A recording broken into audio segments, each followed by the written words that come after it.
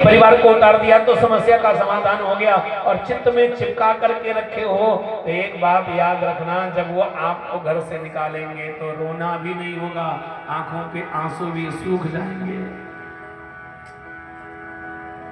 विदुर जी ने कहा, काश ये दक्षिणा मैंने ठाकुर जी को पहले दे दी होती।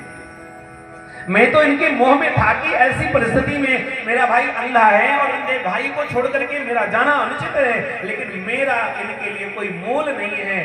धर्म का जब व्यक्ति मोल नहीं देता तो उसका पतन होता है।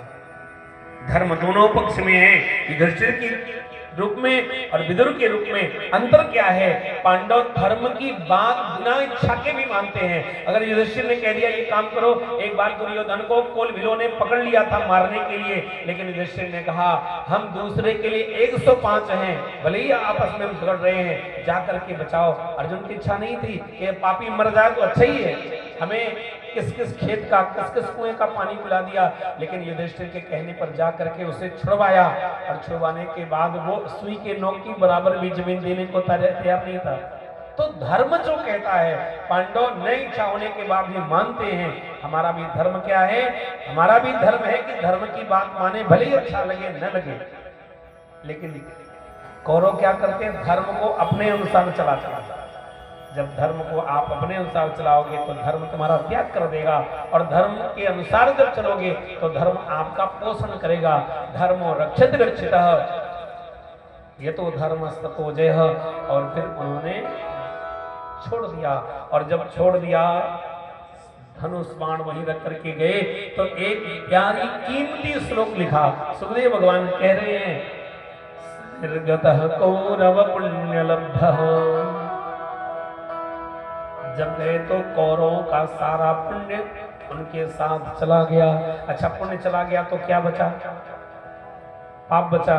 और पाप क्या करेगा? आपने आज के टाइम में बहुत लोगों को देखा होगा, वो जीवन भर पापाचार में लगे हैं, हाँ हिंसा कर रहे हैं, लेकिन वो बढ़ रहे हैं। ऐसा कैसे हो रहा है? इसलिए हो रहा है, भगवान ये काम कब करते हैं? जब कोई व्यक्ति गलत मार्ग पर जाता है तो पीछे के जितने पुण्य हैं फटाफट भेजते हैं, ये ले लो बेटा, खूब भोग लो, और उस पीछे का पुण्य नष्ट हो गया, और पहले का पाप और इस समय का पाप जब दोनों एक में मिला तो बंद गाड़ी में आग लग गई। जैसे किसी पशु को जला करके भून के खाते थे, वैसे ही भून गए हो। गाड़ी काम नहीं आई, जल के खाक हो गए। अब पाप बचा, पुण्य तो रहा नहीं। ऐसे ही जब महात्मा विभीषण ने रावण का त्याग करा तब क्या हुआ? वहां पर गोस्वामी जी ने दो बात लिखी कि उसके जाने के बाद सब भाग्यहीन हो गए, अभागे हो गए। गोस्वामी जी के शब्दों में सुने, हस कहीं चला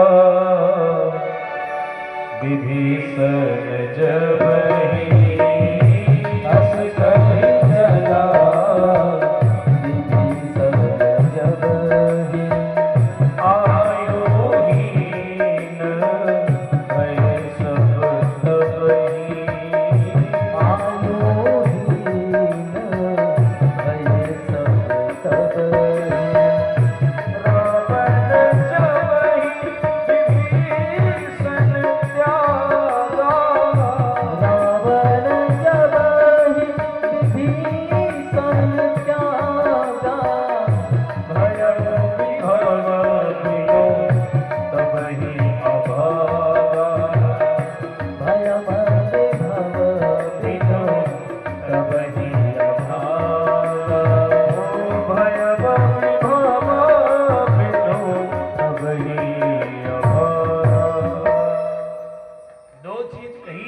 आयु चली गई और भाग्य चली गई।